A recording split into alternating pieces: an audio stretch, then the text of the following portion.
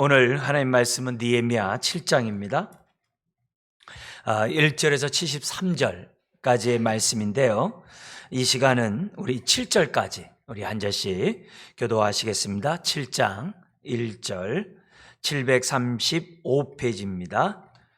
성벽이 건축됨에 문짝을 달고 문지기와 노래하는 자들과 레위 사람들을 세운 후에 내 아우 하나니와 영문에 관한 하나냐가 함께 예루살렘을 다스리게 하였는데 하나냐는 충성스러운 사람이요 하나님을 경외함이 무리 중에서 뛰어난 자라. 내가 그들에게 이르기를 해가 높이 뜨기 전에는 예루살렘 성문을 열지 말고 아직 파수할 때에 곧 문을 닫고 빗장을 지르며 또 예루살렘 주민이 각각 자기가 지키는 곳에서 파수하되 자기 집 맞은편을 지키게 하라 하였노니 그 성읍은 광대하고 그 주민은 적으며 가옥은 미처 건축하지 못하였음이니라. 내 하나님이 내 마음을 감동하사 귀족들과 민장들과 백성을 모아 그 계보대로 등록하게 하심으로 내가 처음으로 돌아온 자의 계보를 얻었는데 거기에 기록된 것을 보면 옛적에 바벨론 왕 느부갓네살에게 사로잡혀 갔던 자들 중에서 노임을 받고 예루살렘과 유다에 돌아와 각기 자기들의 성읍에 이른 자들 곧 같이요 스룹바벨과 예수아와 느헤미야와 아사랴와 라하메와 나아마니와 모르드게와 빌산과 미스베렉과 비그웨와 느옴과 비아나와 함께 나온 이스라엘 백성의 명수가 이러하니라. 아멘. 오늘 말씀의 제목은 거기 5절에 있는 것처럼 하나님이 느헤미야의 마음을 감동하셨다고 하는 이런 장면이 나오죠. 그래서 하나님의 감동에 따라 이 돌아온 자들의 명단을 이렇게 작성하는 그런 이 말씀이 기록되어 있습니다. 그래서 그 말씀에 따라 오늘 우리가 정말 기억해야 될 하나님의 말씀은 내 하나님이 내 마음을 감동하셔서 느헤미야의 역사를 이룬 것처럼 우리의 마음을 감동시켜 달라고. 우리 세 가지 강조점 우리 강의 안에 있는 거 잠시 한번 우리 첫 번째 읽어볼까요? 하나님은 사람들의 마음을 먼저 감동하사 하나님의 사역에 헌신하게 하신다. 그냥 하게 하는 게 아니라 하나님의 감동 속에서 하나님의 일을 하게 한다는 거죠. 왜요? 그래야 자원하는 마음이 있고 또 왜요? 그래야 하나님의 뜻을 분별하게 되고 또 그래야 자기 의를 드러내는 게 아니라 하나님의 영광을 드러내거든요. 그래서 항상 하나님의 일을 하는 데 있어서는 하나님이 먼저 우리의 마음을 감화감동하신다. 여기 이제 우리가 나중에 보겠습니다만 제사장이 되고 싶은 사람이 있었어요. 바벨론 포로로 끌려갔다가 본토에 들어올 때 자칭 제사장이라고 하는 자들이 생겨나는 거예요. 왜요? 그거 하고 싶은 거거든요. 거기에 대해서 느헤미야가 하지 못하게. 그러니까 하나님의 감동으로 주의 일을 하는 게 있고 자기가 원해서 하는 주의 일을 하려고 하는 경우가 있다는 거죠. 근데 오늘 우리가 이 7장을 통해서 우리들이 알아야 될 것은 하나님의 감동에 의해서 우리가 주의 일을 하자. 그래야 은사에 따라 하나님이 나에게 직분에 따라 우리들이 교회를 위하여 복음을 위하여 저와 여러분들이 살아갈 수 있다. 그래서 내가 원한다고 이렇게 하는 것이 아니라 그것이 성령의 감동인지를 점검하는 그런 우리들의 모습들이 되어야 한다는 거죠. 두 번째는 뭐냐면 하나님의 감동을 받은 사람의 특징이 두 가지가 나타나는데 하나는 하나님 앞에 충성스러운 사람으로 주 앞에 선다는 거예요. 왜요? 감동받으니까 하나님의 뜻을 알잖아요. 하나님의 마음을 알잖아요. 그러니까 하나님 앞에 충성스러운 자가 될 수밖에 없어요. 그러면 동시에 하나님을 경외하는 자라는 거예요. 감동받지 않고 어떻게 하나님을 경외하겠어요? 보이지 않는 하나님을. 보이는 자같이 사는 자같이 바라보면서 우리가 섬기려고 한다면 하나님의 경외 없이는 안 되거든요. 그런데 이런 하나님의 감동을 받은 자들이 하나님 앞에 충성하고 또 하나님을 경외하는 가운데 헌신한다는 거에 이 7장에서도 이제 가르칩니다. 그러면서 세 번째 우리 한번 읽어볼까요? 하나님의 감동을 받은 자들은 즐거이 헌신하되 자기 형편에 따라 섬기게 하신다. 그러니까 자기 형편에 따라 최선을 다해 섬기는 이런 장면이 제일 마지막 구절에 나와 있는 것을 보게 됩니다. 우리가 지금 성전은 이미 완공되었죠. 그런데 지금 성벽을 무너진 회파된 성벽을 52일 만에 완공한 사건을 우리가 지금 접하고 있습니다. 근데 이 느헤미야에서는 이 성전만이 아니라 성벽 완공까지를 넓은 성전으로 지금 보고 있다는 거예요. 그 증거가, 그러니까 성벽까지 하나님의 성전의 영역으로 지금 치고 있다는 걸 볼 수 있는데, 느헤미야에 나타난 그런 이 몇 가지 증거를 보면 그렇게 하는 이유가, 첫 번째가 느헤미야 3장 1절에 지금 어떤 이 성벽 건설을 하면서 먼저 그 성별 과정을 갖다가 받게 돼요. 근데 이걸 보면은 왜 성벽을 갖다가 성별하느냐? 이게 거룩한 성전의 확장 개념이라는 것을 알 수 있죠. 그래서 거기 이제 느헤미야 이제 3장 1절 우리 교재에 있는 내용을 한번 읽겠습니다. 때 대제사장 엘리야십이 그 형제 제사장들과 함께 일어나 양문을 건축하여 성별하고 문짝을 달고 또 성벽을 건축하여 한매와 망대에서부터 하나님의 망대까지 뭐 했다고요? 성별하였고, 성별했다는 게 무슨 말이에요? 그만큼 거룩하게 구별했다는 거거든요. 그래서 그런 넓은 의미에서 성벽도 성전의 그런 확장 부분으로 지금 느헤미야는 생각해가지고 했다는 거죠. 에스겔에서도 보면 성전만 있는 게 아니라 성벽이 나온 게 에스겔 40장에서 48장 나오는 거 아시죠? 그죠? 그것을 우리들이 염두에 두시면 왜 이 성벽 재건이 이렇게 중요한지를 우리가 이 느헤미야를 통해서 알 수 있는 거죠. 두 번째는 뭐냐면 느헤미야 7장 1절에 여기 보면은 성벽을 건축한 후에 우리가 읽었던 1절에 보니까는 노예하는 자들과 레위인들을 성문의 문지기로 세웠다. 성전의 문지기 아니라 성문의 문지기로 삼았다는 거. 왜요? 그 레위인은 성전을 섬기는 자들이잖아요. 근데 이런 자들을 성문의 문지기로 삼았다는 그런 걸 보더라도 성벽은 하나의 그러한 확장된 성전의 기능이었다는 것을 이제 우리들에게 보여주고 있다는 거죠. 그러면서 느헤미야 11장 1절과 18절에서도 예루살렘, 그 전체 예루살렘 성을 갖다가 거룩한 성이라고 그래요. 그런 걸 보더라도 우리는 왜 느헤미야의 이런 성벽 재건이 왜 중요한지를 우리들에게 가르쳐줘요. 그러니까 내 자신이 예를 들어 성전이다 그러면은 동시에 우리가 어떻게 돼요? 우리가 성전이잖아요. 그죠? 그러니까 나 혼자만이 있는 게 아니라 우리가 성전이라는 이런 개념이 있잖아요. 그러니까 우리들이 좀 더 이렇게 넓은, 그래서 성전도 우리가 또 우리만 성전이 아니잖아요. 보이지 않는 성전이 또 있잖아요.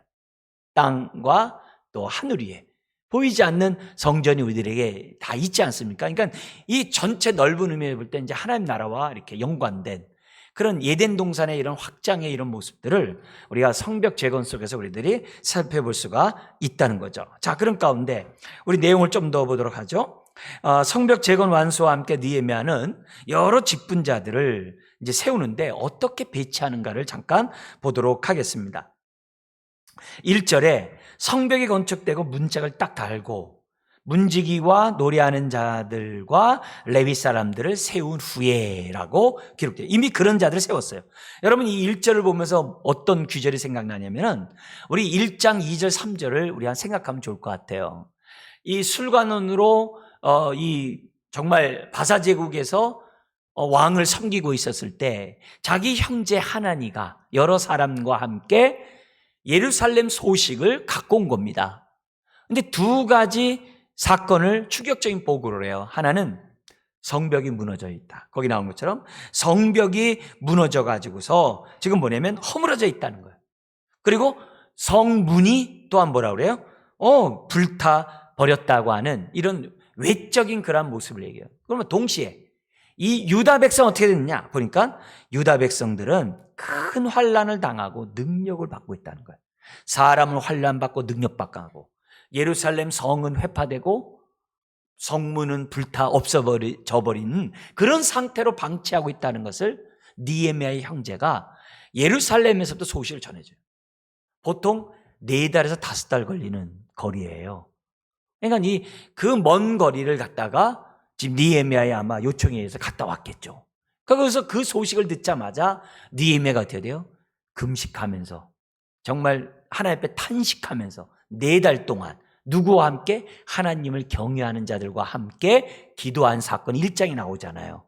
그리고 나서 그 느헤미야가 기도하면서 하나님 어떻게 이스라엘 백성이 능력을 받지 않고 환난을 면할 수 있습니까? 또 예루살렘 이 성벽이 어떻게 완공될 수 있습니까? 이걸 기도하지 않을 수가 없는 거죠.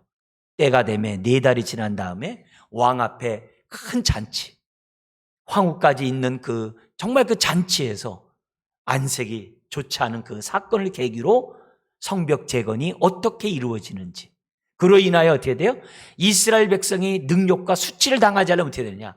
말씀의 사람이 돼야 된다. 이걸 이제 느헤미야가 깨닫고 나중에 이제 8장에서는 에스라 학사를 통해서 다시금 율법으로 영적인 갱신과 정말 영적 회복을 갖다가 하는 거예요. 왜요? 환난과 능력을 받는 일을 또다시 겪지 않는 방법은 말씀 가운데 서는 것밖에 없었거든요. 그래서 전반부는 성벽 재건이고 후반부는 이스라엘 백성의 영적인 재건이라는 것을 이 느헤미야가 우리에게 보여주는 거예요. 그러니까 우리가 정말 영적으로나 우리가 육적으로나 모든 부분에서 정말 회복되고 정말 주의 나라를 위해 살아가는 것들이 얼마나 소중한 메시지인지를 느헤미야가 우리들에게 주고 있다는 거죠. 그래서 1절에 성벽이 완공되고 사람을 세웠다는 걸 통해서 느헤미야가 지금 어떻게 돼요? 4달 동안 기도하고 정말 준비하고 52일간의 안팎에 많은 정말 위험이 있음에도 불구하고 완성했을 때 느헤미야 무슨 생각했겠어요? 할렐루야, 우리의 기도를 정말 응답하시고 하나님은 우리들에게 다시 한번 영광을 보여주셨구나. 네. 정말 이방 사람들도 하나님이 하셨다고 지들이 얘기하잖아요. 이런 역사 이루신 하나님께 얼마나 감사했겠습니까? 그렇다고 한다면 저와 여러분들도 마찬가지예요. 항상 하나님이 우리를 부르신 것은 성전을 세울 뿐만이 아니라 성벽을 세우라고 우리를 부르신 거거든요. 우리를 통해서 하나님이 정말 성벽을 재건하기를 원하셔서 우리를 부르셨거든요. 그러니까 우리 교회의 성벽은 무엇이며 우리 가정의 성벽은 무엇이며 내 인생의 성벽이 무엇인지를 우리가 생각하면서 지혜롭게 인도를 받아야 한다는 거. 여기에 대해서 어떻게 돼요? 믿음은 바라는 것들의 실상이니까 우리가 믿고 우리들이 나를 부르시면 회복하기 위함이다. 나를 부르시면 성벽을 재건하기 위함이다. 이런 생각 속에서 하나님의 인도를 받는 저와 여러분들이 되어야만 한다는 거죠. 그러면서 2절에 그들을 세울 뿐만이 아니라 내 아우 하나니와 영문에 관한 하나냐. 이 영문은 성체. 그래서 그 성체에서 밑에를 다 내려다보잖아요. 대적자들이 공격해 오는지 안 오는지 하는 게 우뚝 세우는 그 성체가 있거든요. 그 성체를 관리하는 하나냐. 이 사람으로 하여금 지금 어떻게 돼요? 예루살렘과 유다를 다스리게 했어요. 근데 특별히 이 하나냐에 대해서 하나니는 동생이고 느헤미야, 이 아우이고 하나냐는 누구냐 이거죠. 여기 성경에 보니까는 충성스러운 사람이요 하나님을 경외함이 무리 중에 뛰어난대요. 경외하는 수준이 아니라 특심할 정도로 하나님을 경외하는 사람이었다는 것을 우리들이 보여줘요. 그러니까 교회의 지도자들, 교회의 지도자, 직분자들 선택 기준은 사도행전에서도 똑같아요. 그죠? 너희 중에 집사를 선택하라. 그래서 7 집사를 뽑잖아요. 성령과 지혜가 충만하고 사람들에게 칭찬을 듣는 사람. 이게 아주 정확하거든요. 그러니까 이런 부분에서 그런 사람들이 정말 하나님의 직분자로서 섬길 때 어떻게 돼요? 하나님의 감동함으로 하나님의 성벽을 세워갈 수 있는 거죠. 자기 경험이나 지혜가 아니라 하나님의 감동으로 세워갈 수 있다는 것을 성경 우리들에게 가르쳐주고 있거든요. 그래서 오늘 우리들이 이런 메시지를 통해서 한번 우리가 1차적으로 이렇게 생각해야 돼요. 아, 하나님이 나를 직분자로 세우고 나에게 이런 은사를 주신 이유는 하나님이 나를 먼저 감동하셨기 때문이구나. 나를 감동하셔서 나에게 이런 직분을 주신 하나님께 감사해야지. 감사해야지. 네. 그런 마음을 우리가 기본적으로 가져야 되겠죠. 그죠? 1차적으로. 근데 동시에 뭐냐면 내가 그 직분을 가진 자로서 나는 지금 얼마나 하나님 앞에서 내가 충성스럽게 내가 얼마나 하나님을 경외하는 가운데 이런 직분들을 감당하고 있는지를 두 번째로 우리의 모습을 돌이켜봐야 되겠죠. 현재 내 모습. 그래서 내가 충성스럽게 하나님을 경외하는 가운데 하고 있으면 어떻게 돼요? 감사합니다. 왜요? 나에게 부르실 때도 감동하시더니 나에게 이 직분을 수행할 수 있는 능력을 주시기 위하여 나를 감동하셨군요. 감사합니다. 여러분, 내가 하고 싶어서 완주하는 게 아니거든요. 감동을 줘야 완주하는 거거든요. 그런 의미에서 나에게 이런 감동하신 주신 주님께 감사하고 그리고 내가 제대로 감동받고 일을 하고 있는지 경외하는 가운데 충성하고 있는지 내 모습들을 목사인 저를 비롯해서 여러분들이 보셔야죠.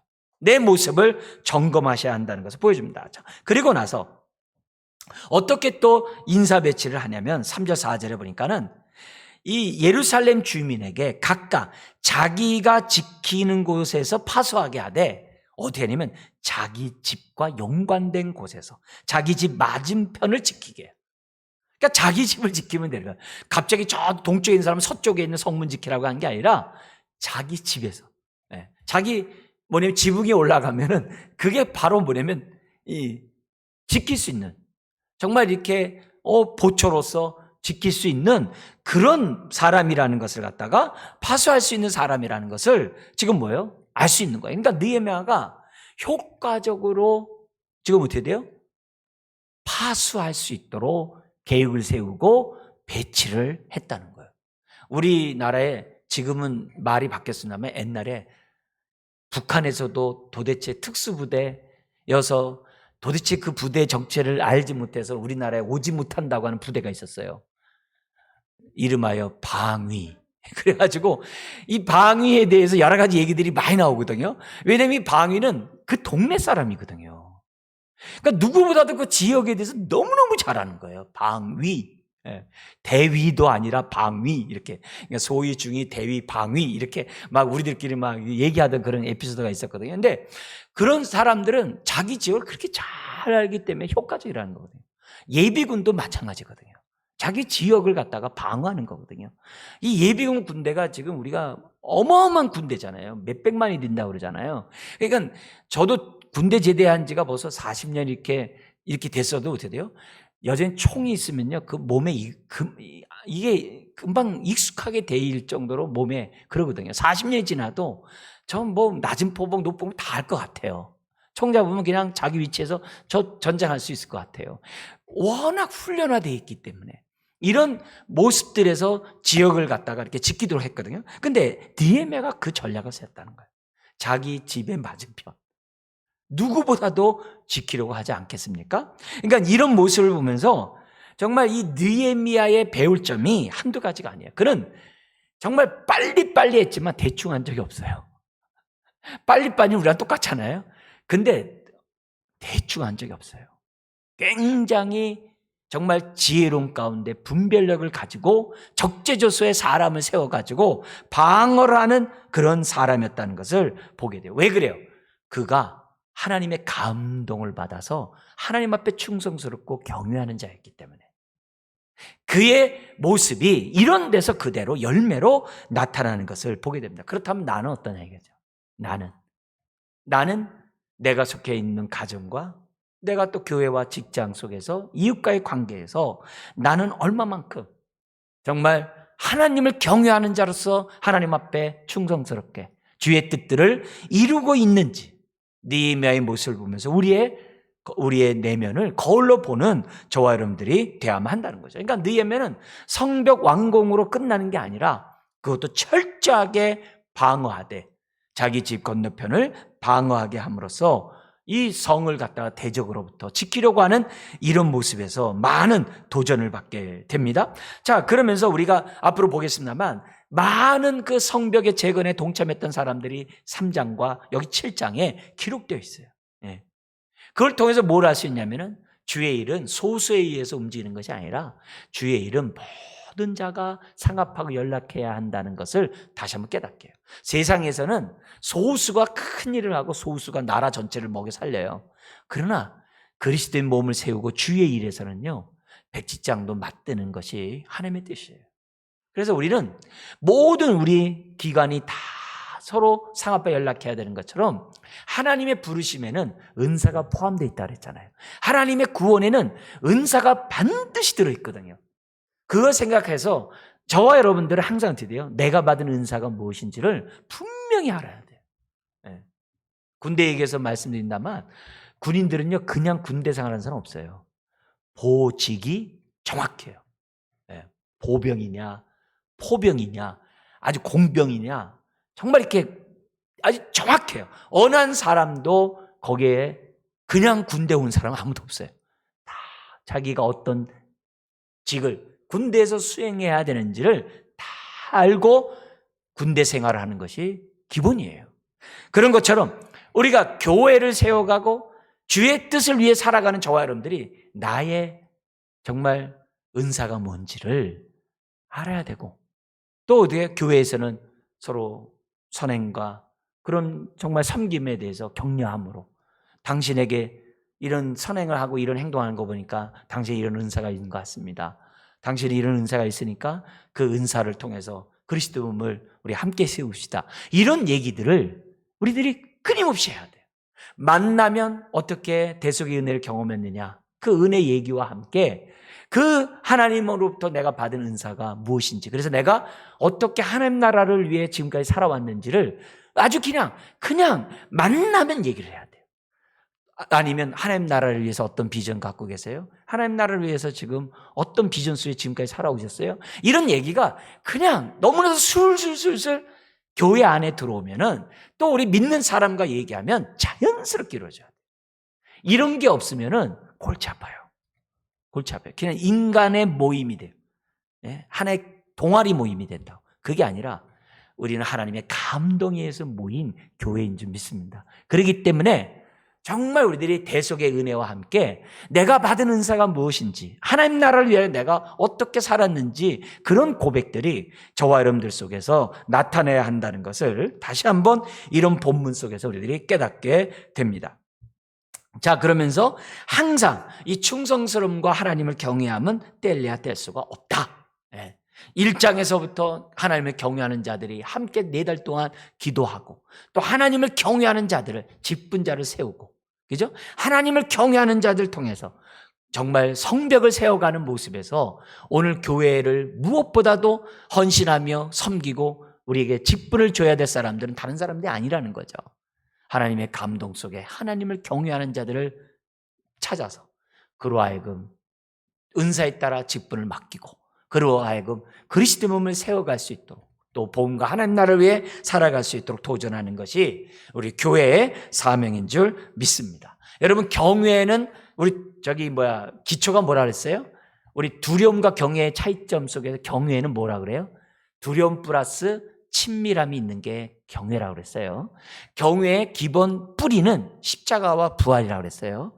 뭐냐면 십자가 앞에서 나의 옛사람을 못 박아버리고, 나의 정과 욕심을 날마다 못 박아버리고 자기를 부인하고, 그게 십자가의 능력이거든요. 그리고 부활의 능력을 덧입어 하나님을 향하여 의의 삶을 살아가는 것, 이 십자가와 부활이 경외의 기본이라는 거예요. 이런 삶 전체를 경외라고 그래요. 경외에 회개가 없는 게 없어요. 회개가 반드시 있어요. 경외에 또 뭐가 있어요? 하나님을 사랑하고 하나님과 친밀한 교제가 반드시 있어요. 이게 없으면 안 돼요. 경외에는 느헤미야가 경외의 삶이 뭔지 샘플로 1장에서 13장까지 우리에게 보여주고 있는 거예요. 그래서 우리가 하나님을 경외하고 하나님 앞에 충성스럽게 살아가고자 하는 자들은 정말 한 절 한 절 느헤미야의 모습들을 우리가 본받고자 해야 돼요. 우리의 샘플이 되는 거예요. 그래서 우리가 설교 듣고 끝나버리는 것이 아니라 정말 나는 경외하는 자로 정말 주의 나라를 위하여 충성하고 있는 느헤미야 같은 사람인가. 왜요? 그렇지 않으면 하나님의 기쁨이 안 돼요. 하나님의 의가 안 나타나요. 자기 의가 나타나지. 그러니까 이런 부분들을 우리들이 가져야 돼요. 근데 무엇보다도 하나님아가 우리에게 도전 주는 게 뭐라고요? 경외하는 자들 중에서 아주 뛰어난 자를. 여러분, 우리에게 이런 거룩한 야망이 있어야 돼요. 세상 야망이 아니라 거룩한 야망. 무슨 야망이에요? 하나님을 경외하되, 경외하는 자들 중에서 어떻게 돼요? 뛰어난 그런 자가 될 수 있도록 하나님 나에게 은혜를 베풀어 달라고. 이런 거룩한 야망이 기도 제목이 돼야 돼요. 하나님 도와주세요. 아유, 나 맡은 일 그냥 대충 그까이 거 하다가 내가 대충 이렇게 남들처럼 이렇게 하다가 나 그냥 됐다고 이렇게 하는 게 아니라, 느헤미야가 우리에게 보여준 것은 그게 아니거든요. 하나니아를 선택했다는 얘기는 느헤미야의 그 관점이 그렇다는 거예요. 그렇다고 한다면 우리도 하나님이 이런 자들을 통해서 주의 역사 이루어 간다고 한다면 하나님 앞에 기도해야죠. 이미 감동을 받은 입장에서 본다면 제대로 감동받아야 될 거 아니겠어요? 그런 모습을, 오늘 이런 모습을 보게 됩니다. 그러면서 한 가지 더 우리가 3절 4절에서 배워야 될 것은 뭐냐면은 아직도 자기네들의 가옥은 건축하지 못했다고 그래요. 근데 성벽 재건을 했다는 거예요. 이게 먼저 그 나라 그 일을 구하는 것에 대한 샘플이에요. 우리는 자기 일에 먼저 바른 다음에 우리가 주의를 하거든요. 왜 1차 귀환 때 스룹바벨과 예수아에 의해서 성전 건축을 질 수 있는 모든 재료를 다 갖고 왔음에도 불구하고 왜 16년 동안 못 졌다고 그랬어요? 주변에 방해가 있어서. 아직 때가 아닌가 봐. 그럼 그걸로 끝나야 되잖아요. 근데 뭐라 그래요? 그런 걸 가지고 자기네 집을 갖다 화려하게 치장해버린 거예요. 그러니까 우리들이 벌써 그들은 성전을 재건하기 위해서 왔음에도 불구하고 결국 뭐예요? 자기 일에 빠른 거예요. 그래서 학개 선지자가 1장에서부터 하는 얘기가 뭐예요? 너희의 삶을 다 불어버리겠다는 거잖아요. 너희가 저축한 그 모든 것을 저축하지 못할 터지는 너희가 되게 하겠다라고 학개 선지자가 책망하잖아요. 바로 그 배경이거든요. 그러니까 여기 이렇게 봤을 때 아직 자기네 집들은 미처 지금 건축하지 못했다. 그런데 먼저 정말 재건부터 했다는 거죠. 사실 집을 짓는 것보다 성벽을 재건하는 게 어떤 의미에서 더 개인적으로 유리해요? 자신의 목숨을, 안전을 지켜줄 수 있는 거예요. 집을 지어놨다 성벽이 무너져 있으면 뭐예요? 적들이 들어와가지고 다 저거 할 텐데. 그러니까 우선순위라는 것이 먼저 그 나라 그 일을 구한다는 게 우리의 안전과 상관없다는 그런 개념이 아니라는 거죠. 벌써 따지고 보면은 성벽부터 해야 그 안에서 가옥을 짓고 그 안에서 안전하게 거할 수 있잖아요. 그런 모습들을 우리가 하나님의 선하시고 기뻐하시고 온전한 뜻을 분별하는 가운데 우리들이 해야 한다는 것을 오늘 이 본문에서 생각해 볼 수가 있습니다. 자, 그 다음 우리 5절부터 73절에 보면 귀한 자의 명단이 나오고 있어요. 에스라의 2장에 나왔던 그 귀한 자의 명단이 여기 또다시 등장하게 되는데 여기서 약간 수정을 해요. 왜냐하면 이 시간이 지났기 때문에 수정하는 이런 장면이 나오게 됩니다. 자, 여기서 보면 근데 이렇게 인원을 점검하는 이 부분을 명분을 하는 게 다윗이 범죄할 때 인원 점검과 다른 거예요. 하나님의 감동으로 하나님의 명령으로 인원 점검을 했다는 게 5절에 나와요. 우리 한번 읽어볼까요? 내 하나님이 내 마음을 감동하사 귀족들과 민장들과 백성을 모아 그 계보대로 등록하게 하심으로 내가 처음으로 돌아온 자의 계보를 얻었는데 거기에 기록된 것을 보면 중요한 건 뭐예요? 하나님이 감동하사 네 임의 마음 이것을 했다는 거죠. 그러니까 인간적인 계산에 의해서 다윗과 같이 한 것이 아니에요. 여러분, 하나님을 경외하고 의지하는 자들에게는 이렇게 감화감동하시는 축복이 계속 주어져요. 이건 특혜고 특권이에요.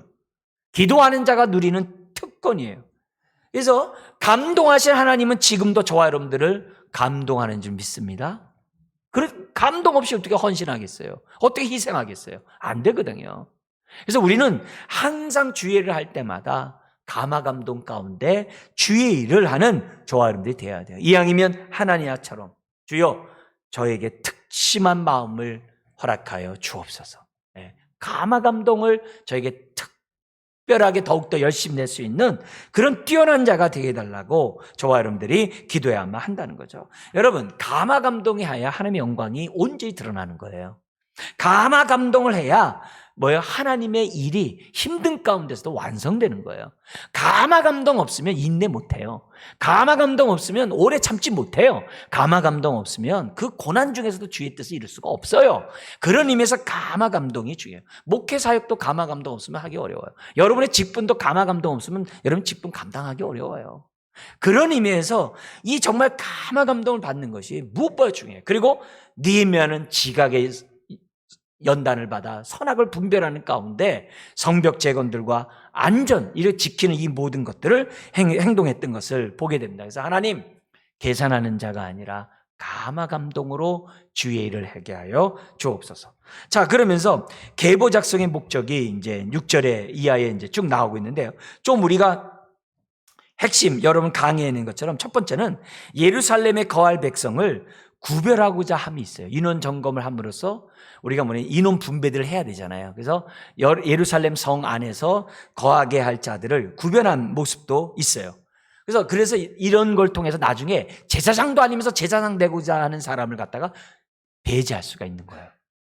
그래서 이스라엘은 거룩한 장소이기 때문에 거룩하게 구별하고자 사람을 지금 어떻게 돼요? 하고자 하는 의도가 첫 번째 있고요. 두 번째는 뭐냐면 성벽 재건에 헌신된 자들을 뭐예요? 인정하고 기념하기 위해서. 그걸 후대의 도전으로 남겨놓기 위해서 두 번째 있어요. 세 번째는 뭐냐면은 대적자들의 동서남북에 있기 때문에 거민들을 어떻게 돼요? 재무장시키려고 하는 그런 어떤 그러한 의도도 나와 있어요. 그래서 네 번째, 비상사태에 능동적으로 인원을 배치해가지고 지금 어떻게 돼요? 대적들을 정말 이렇게 대항하도록 하고자 하는 전술적인 측면도 이 안에 우리들이 엿볼 수가 있는 거죠. 그러니까 우리 성도들은 자기 부서 안에서 자기 어떤 교회 전체도 전체지만은 우리가 잘 아는 그곳에서 상대방의 기도점이 무엇이고 상대방의 약점이 무엇이고 상대방의 장점이 무엇이고 우리가 어떻게 해야 연합을 해야 효과적인지를 정말 서로 우리들이 기도하고 서로 교제 가운데 갖는 것이 굉장히 중요해요. 그래서 나의 연약한 부분을 상대방이 채워줄 수 있고 상대방의 연약한 부분을 내가 채워줄 수 있거든요. 그러니까 이런 파악들이 우리들 안에 있는 것이 중요하죠. 자, 그러면서 7절에서 69절에 보면은 여기 먼저 저 강의안을 잠깐 보십시오. 거기 보면 7절에서 25절에 18개 가족 명단이 나와요. 그 가운데 8절 바로스라는 사람이 등장해요. 이 바로스는요 10장에서 회개 운동을 하는데요. 그때 어떻게 돼요? 정말 선봉에 서가지고 누구보다도 지금 어때요? 언약 문서에 인을 친 백성의 우두머리가 바로스예요. 그래서 우리가 느헤미야의 이름과 함께 바로스와 같은 이런 헌신된 사람이 있다는 걸 생각하셔야 돼요. 그 다음 9절에 스바다라는 사람이 나오는데요. 이 사람도 역시 어떻게 돼요? 유다의 자손으로서 나중에 아다야의 조상으로서 이제 정말 이렇게 하나님 앞에 헌신한 사람들이 나오게 되죠. 그리고 이들의 명단이 나중에 10장에 보면은 언약에 임봉한 사람들의 명단에 이렇게 등장을 해요. 그러니까 굉장한 명예로운 사람이고 가문이죠. 그 다음에 26절부터 38절에서 보면은 마을 지역별의 명단이 20개가 나와요. 그리고 39절부터 42절에서는 제사장들, 그리고 43절에서 45절은 레위 사람들, 노래하는 자들, 문지기들, 그리고 46절부터 60절에는 느디님 사람들 명단과 솔로몬 신하의 자손의 명단이 나와요. 근데 느디님이 누구냐? 여기 보면요, 성전에서 봉사하는 사람들을 느디님이라고 해요. 그리고 이방 사람으로서 레위인을 도와서 성전의 모든 봉사를 도와주는 사람들이 느디님이라는 사람이에요. 이방 사람인데도 하나님 앞에 이렇게 헌신하고 자기 삶을 드릴 수 있는 그런 사람이에요.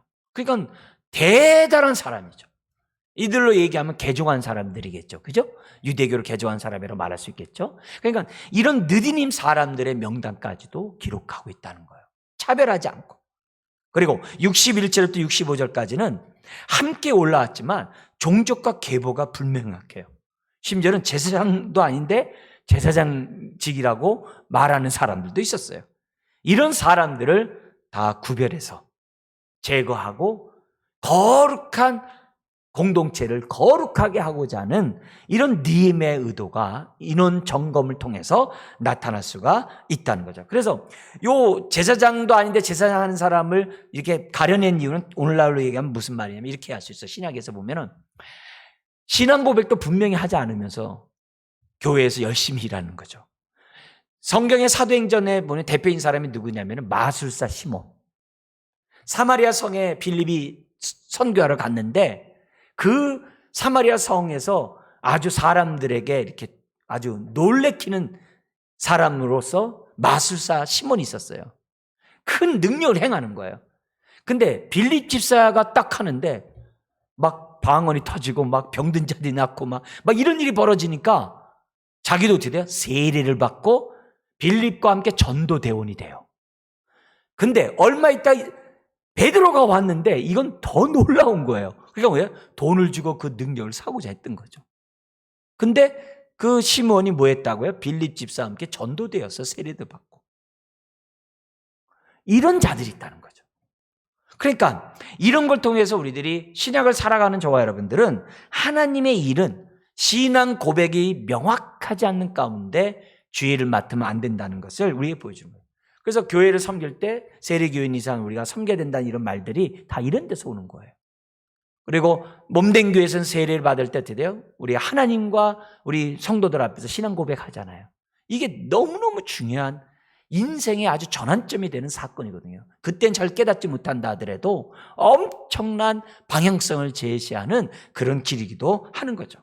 그래서 신앙을 살아가는 입장에서 볼 때는 확실한 신앙 고백이 무엇보다 중요하다는 것을 우리들에게 가르쳐 주는 거죠. 그 다음에 66절에서 69절에 보면은 온 회중과 노비의 합계와 짐승들의 숫자까지도 다 낱낱이 기록하면서 어떻게 이 동서남북에 있는 대적자들과 대항하면서 어떻게 정말 이스라엘의 부흥을 꾀하는지를 느헤미야가 생각하고 준비하고 있다는 것을 이걸 통해서 알 수가 있다는 거죠. 자, 그러면서 마지막 70절에서 73절에 보면은 70절 우리 한번 70절만 한번 읽겠습니다. 어떤 족장들은 역사를 위하여 보조하였고 총독은 금천 드라크마와 대접 50과 제사장의 의복 530벌을 보물 곡간에 드렸고, 그러면서 또 어떤 족장들은 금 2만 드라크마와 은 2200만회를 역사할 곡간에 드렸고, 그 다음에 72절에 그 나머지 백성은 하면서 이렇게 얘기합니다. 여기에 이제 나오는 이런 단어들이 지금 이 다릭이라는 이런 이제 드라크마 속에서 만회 뭐 이런 얘기들 나오고 있잖아요. 이런 것들이 만회는 은하로 571.2g이랬는데 이 얘기가 이렇게 보면은 이게 뭐 얼마나 이게 될까 이렇게 생각하겠지만은 이게 은 2200, 1만회가 570g인데 2200이면 이게 단위가 달라지는 거예요. 그 말은 굉장히 많은 사람들이 지금 어떻게 돼요? 헌물을 하면서 정말 이게 공동 비용이겠죠. 일종의 공동 재정을 갖다가 지금 뭐냐면 드렸다는 것을 지금 이 본문에서 알 수 있는 거예요. 그러니까 이런 걸 통해서 우리가 알 수 있는 것은 뭐냐면은 이들 또한 뭐예요? 하나님의 감화 감동 속에 하나님을 경외하는 가운데 헌신했다는 것을 우리에게 샘플로 보여주는 거예요.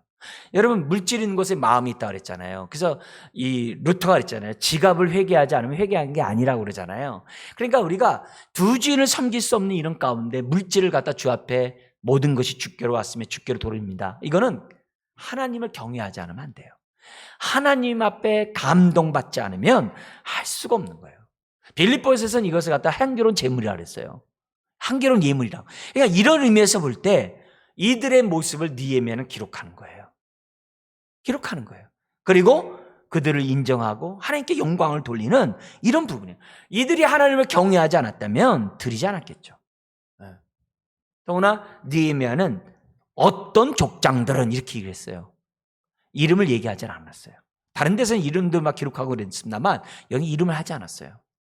그러니까 이런 것들을 통해서 뭐냐면 하나님은 생각지도 않은 사람들, 보이지도 않는 사람들을 감화 감동하셔서 하나님의 큰 역사를 지금 다 함께 이루어가고 있다는 것을 이런 것들을 통해서 우리들이 알 수가 있어요. 그렇다면 오늘날도 마찬가지야. 지금도 하나님은 전혀 생각지 않는 정말 바알에게 무릎 꿇지 않는 7,000명과 같은 사람들을 감화 감동시키셔가지고 몸된 교회들을 세워가고 있는 거예요. 복음과 하나님 나라를 위하여 정말 헌신하게 하는 것들을 지금도 보여주고 있는 거죠. 그런 의미에서 오늘 지금 우리가 감화 감동 받은 자로서 내 형편에 따라 얼마나 최선을 다해 하나님 앞에 드리고 있는가.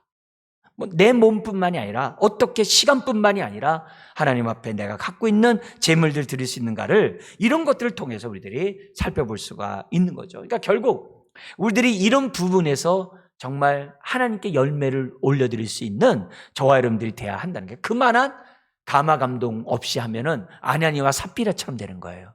감화 감동 없이 헌금했기 때문에 아나니아 삽비라가 어떻게 돼요? 숨긴 거예요. 그러니까 하나님 기뻐하지 않는 거예요. 그럼 거룩한 공동체를 부정하게 하는 거예요. 하나님이 원하는 게 그런 게 아니거든요.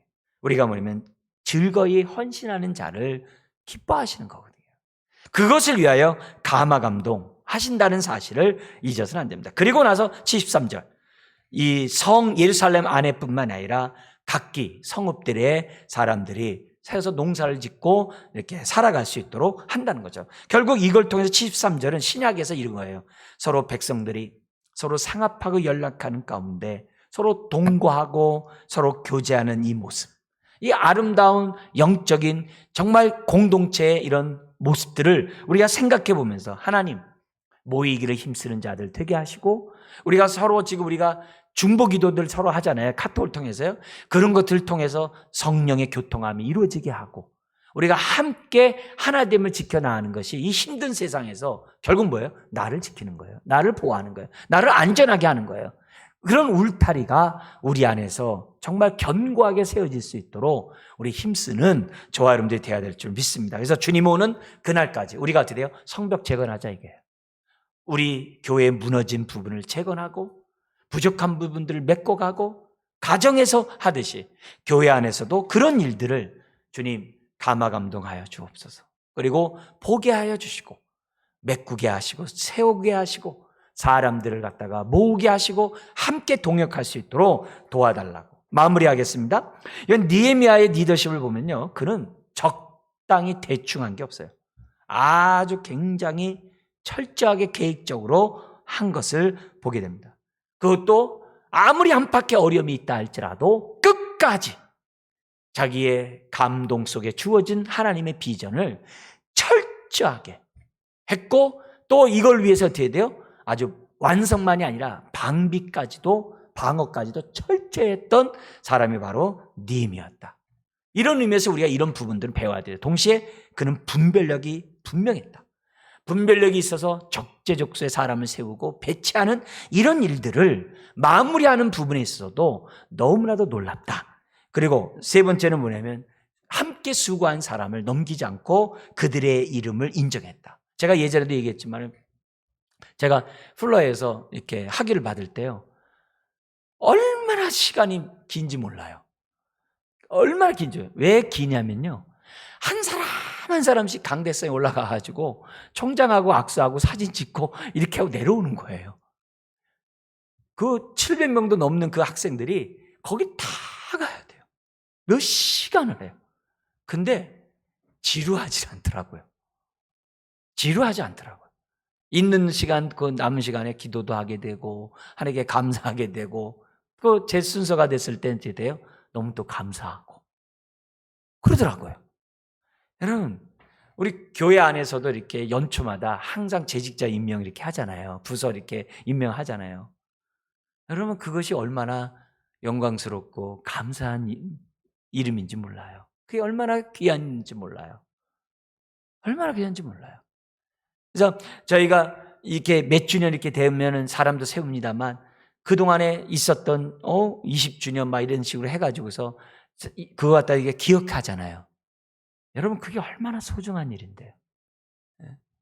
교회에서 하늘나라 신앙생활하다 하늘나라 간 사람을 갖다가 후대 사람이 기억해 준다면 그게 얼마나 기쁜 일이겠어요.